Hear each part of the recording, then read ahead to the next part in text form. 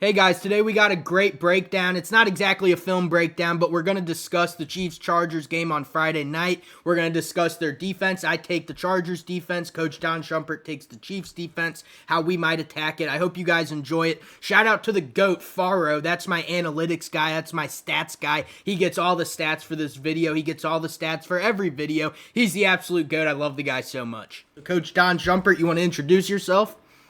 Yes, sir. Coach Don Shumpert coached in the NFL for 7 seasons, most recently with the Arizona Cardinals from 2019 through 23. Right now, we want to focus on the Kansas City Chiefs defense. Steve Spagnuolo is one of the best defensive coordinators in football. He really liked to disguise his coverages. It might start off in a pre-snap as a two shell, but all of a sudden post-snap it go down to a one shell. He is really good at sending blitzes, disguising coverages, playing press man, and using his line to create matchups on third and long. And the Chargers defense, they love a zone heavy defense. They love quarters. They love cover three buzz. They love cover three sky. They love all of that zone defense. They ran zone defense 79.4% of the time. That was fourth highest in the NFL. They love the split safety structure, just like Steve Spagnuolo. They run multiple different types of defenses. They run these late rotations. They run these sim pressures. And they run a ton of disguise as well, even though it's not quite as much as Steve Spagnuolo. They were the number one ranked scoring defense last year. They allowed only 17.7 points per game. Their red zone defense was a 45.0% touchdown percentage, so that's really good as well. And they were fifth in third down defense at 35.7. They're really good with a light box. They love light boxes. It seems a lot of the time like they'll come out in nickel even against like a 12 personnel, and they'll still be able to stop the run. The linebackers are aggressive downhill. They're good at defending the run out of a light box, so I really like that part of the Chargers defense. Now we'll start by breaking down their first down defenses. So the Kansas City Chiefs on first down, you can expect them to come out in base personnel versus any big personnel package, which means 21 personnel, 13 personnel, or 22. The Chargers, they love a big personnel, big people. They love running the football. And so the Chiefs, they typically have a 4-3 base. The three linebackers would be stacked in the box, creating a seven-man box. They also would like to walk the linebacker up sometimes, creating a five-man front.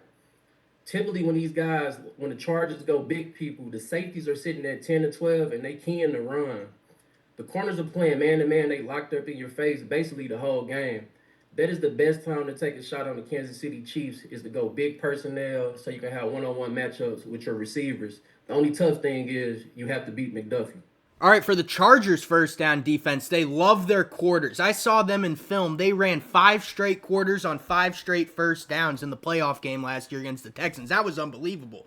Now, they also love a two-high structure. They come out in two-high shell almost all the time. A lot of times they will rotate one down, unless it's quarters. They'll rotate one down into like a cover three buzz, cover three sky out of a two-high shell. They love to do that. So what I like to beat that is I like the quick passing game. I like the West Coast style offense. Quick little spread passing game. In addition to that, they also spread their defense out a ton and match the personnel. So you'll get 11 personnel, you'll get a nickel set. So with that, I like to be able to run a spread offense and then run the ball like inside zones off of a trip set. I love that look against this spread kind of defense.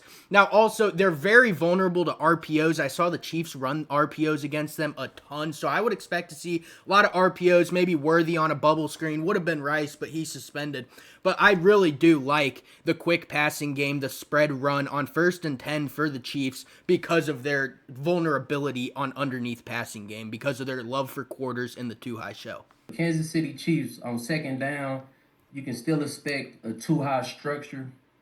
Now, typically, 2nd and 10, they usually go cover two or they go quarter, half, cover two, and they play quarters to the field.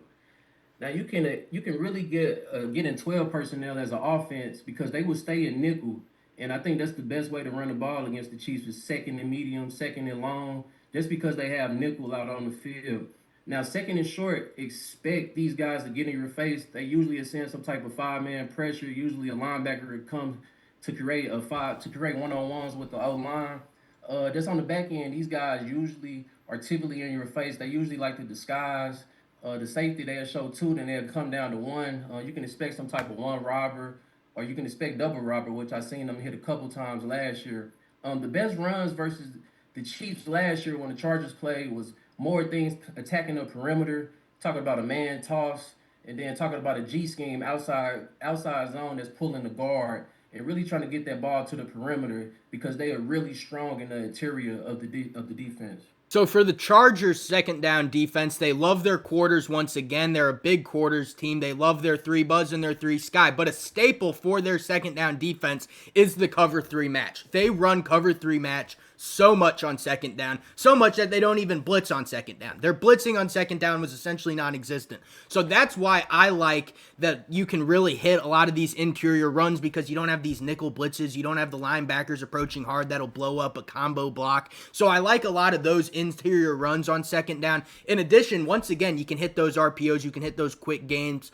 But a lot of the times, what I did see from the Chiefs last year, where they would take a shot on second down, because on second down, you get a little bit of the linebackers creeping up. They're trying to stop the run because they're usually in that lighter box. If it's a 2nd and 6, 2nd and 7, and the offense comes out in 11 personnel, those linebackers are going to be walking down because they're trying to stop the run so that they can prevent a 3rd and 2 situation where they were not as good last year. So I like a lot of those deep shots as well. That's when you're gonna see those deep shots is on second down, 2nd and medium most likely, because they're just more aggressive against the run. So a lot of play action could hit well there. You got a lot of post wheel concepts, flood concepts, scissors concepts. I would expect to see all of those on second down because of the tendency for cover three match, and that cover three match can be beat by all those concepts. So third down, Kansas City Chiefs. This is where they make their money. They typically start off in dime personnel. The D line would be in the even front with the Mike linebacker, which is Bolden. He'll typically walk up over the center, and this would create a 5 down look for the O line. The D line would be in the even front, typically in a 4-eye.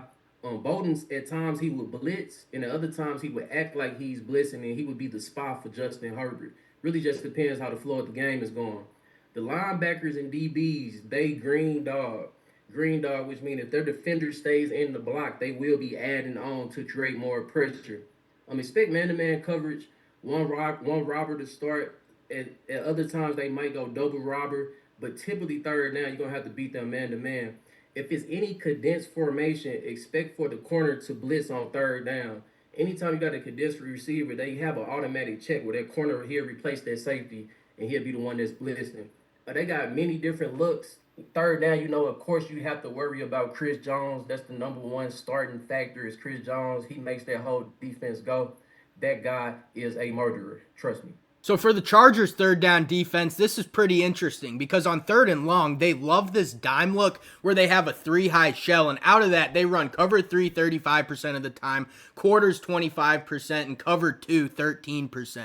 So it's a decent margin of just straight zone coverage from that 3-high shell, and it's a dime look. So if you got like a 3rd and 10 or something, I wish Rashee Rice was playing because that would be so interesting. But on this type of play, you could hit a quick little screen out to Xavier Worthy or something. I really think he could convert like a 3rd and 15 maybe. That would be an awesome situation to see happen. I would like to see that. But other than that, on 3rd and short, that's when their man coverage spikes just drastically. They love man coverage on 3rd and short. I saw them run cover 1 a lot of times on 3rd and short. So I think on there, you can run a halfback slip screen. That might be really good because they run the cover 1 so much. You got the man defenders worrying about their own assignments. The running back just slips out. Center picks up the linebacker on the running back, and bang, you got a first down. I also like the spread inside runs like I talked about on first down. They could really hit on third down because just like on first, they match the personnel. It's not like, hey, you got a 3rd and 2, they're going to come out in a 4-3. No, you got a 3rd and 2 and you show 11 personnel from the offense, they're going to come out in nickel. They might even come out in dime. So I like to be able to spread the offense out, get a quick little inside zone, maybe even an RPO, quick little bubble out to Xavier Worthy, and pick up the first down on a 3rd and short. Right. Kansas City Chiefs, red zone. Typically anything inside the 20-yard line, usually it gets some type of single safety. They like to play cover 3 inside the 10 where they matching everything and passing things off. Now, inside the 5, you can expect a 6-2 look with the 2 linebackers on the outside walked up on the line of scrimmage, the 2 backers and the safety inside the box. And this is their 0 look when you know you're getting man coverage. They send in the house. Any got to have a situation, The Chiefs will play man to man, and they usually rush more than five. They putting all the pressure on their DBs to cover. In order to beat the Chiefs, your receivers must win the one-on-ones. So for the Chargers red zone defense, they are a really bend don't break defense. They were number one red zone defense in the NFL with only that 45% touchdown rate. And what they do is they love their zone heavy schemes in the medium red zone area. So they'll run a ton of spot drop. It's not just like these match schemes. They just drop. They'll run a cover three. They'll run a quarters. That's what they like to do in the medium red zone area. But then they get down to the goal line and you get into like the 5-yard area and they just straight man up and then they got flat defenders. Last year against the Chiefs, they would just run this man-to-man defense in the goal line area, and then they would just drop 2 flat defenders. That prevents the jet sweep. That prevents all this other stuff like these little quick passing games that the Chiefs love to run, the little snap and shoot that I've mentioned before in my other videos. So that prevents all of that. And they also run a bear front on the goal and go situation. So that means you got the 0 tech, you got the 2-3 techs, you got the 2-9 tech. So I like power in those situations. I like other plays that attack the bear front rather than trying to pass through them because that's a really good passing defense in the red zone. Right. The best way for the Chargers to exploit the Kansas City defense, first off, you must take shots out of 21 and 13 personnel. Those safeties are literally triggering, they trigger the run. And so the corners on the outside, they are left on islands. I would love any type of double move, some type of curl and go, some type of sluggo, slant and go. But any type of double move would be great to take a shot whenever you are first and second down. Now, these guys must be able to run the ball, and they must stay out of third and longs. That's where the Chiefs thrive at, is third and long situations. So they must stay ahead of the chains. They ahead of the chains. They must not have any stupid penalties or whatnot. The receivers from the Chargers, they have to win the one-on-one matchups. I watched the game last year. McDuffie, he had Quentin Johnson just locked up. The guy couldn't move. He was basically on the sideline being the coach. The option routes in quick game would be really vital, especially with all the nickel pressure that the Chiefs run. The receivers, Justin Herbert, they must be on the same page. The QB must make the right decision and not get fooled by the pre-snap picture. They typically are starting a too high shell. Sometimes they might give you a 0 look and all of a sudden they'll fly out and it'll look like cover 2 now. So he must have a good pre-snap, post-snap picture.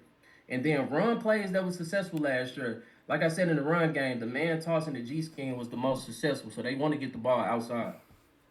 I couldn't agree more on that nickel take. I think Ladd McConkey could have a huge game. I mean, he's going to be running the option route against those nickel blitzes. I mean, he could just turn around and get the ball from Herbert real quick unless Harbaugh sticks with that play action scheme instead of maybe a quicker passing scheme. But anyway, the Chargers, I think their predictions on defense, so how the Chiefs beat the Chargers, I think they'll do a lot more of this quick pass game. Like I said, they'll run the ball. They're going to have to be patient. Maybe 12, 15 play drives. It's going to be tough. It's going to be a low scoring game. I mean, these Chargers defense, I mean, this is a good defense that they're playing. They were what?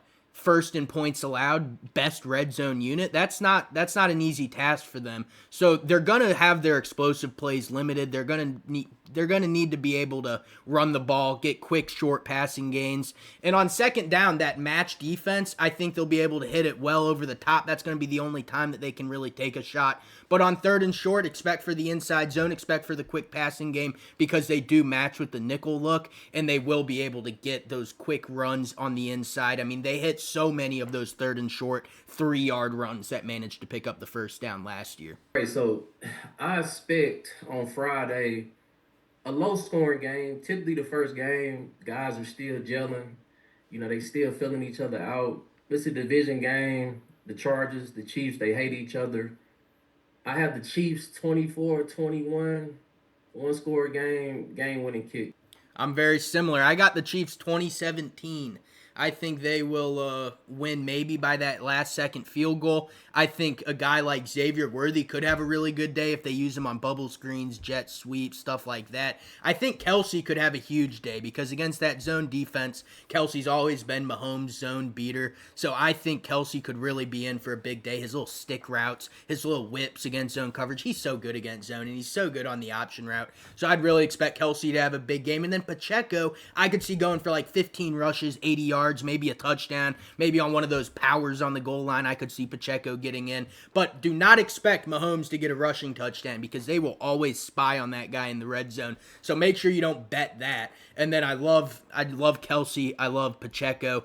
And Worthy maybe, but I probably just wouldn't bet that. But expect a low-scoring defensive game. It'll be fun to watch, but it will be a low-scoring game in my opinion. Yeah, so I think the addition of Keenan Allen would help the Chargers a lot. Now the number one guy typically will not be on Quentin Johnson or McConkey, and so I just think it'll make matchups a lot more easier. McDuffie versus Quentin Johnson. I mean, McDuffie winning that matchup all day. Keenan Allen just being a savvy vet, I'm sure he'll be able to find some ways to get open. But I'm just telling you, McDuffie is one of the top cover guys in the league. And so if they can find a way to make plays on this guy on third down, they will find a way to stay in the game and possibly win. Oh man, McDuffie is good. What do you think about Omarion Hampton? You think he does well? I love Hampton. This guy runs north and south. Now, this is his first real live NFL game. I don't really count preseason because those two speeds move different. So he would have to fill it out. And the thing about rookies is they have to understand every play will not be a big play. So if he continue to run the way he did in college and not try to take the big one and just let it happen, I think he'll have a pretty good game. I love that. Thank you guys for watching. I hope you enjoyed and learned something from this video. Maybe you'll be able to hit a nice parlay on your Chiefs-Chargers bet. Coach, if you have anything extra, add it to it. But if not, go follow him on Instagram. What is it called? At DShump8. DShump8. You got anything else, Coach? That's all I got. I'm ready for some football. Me too. Let's go, baby.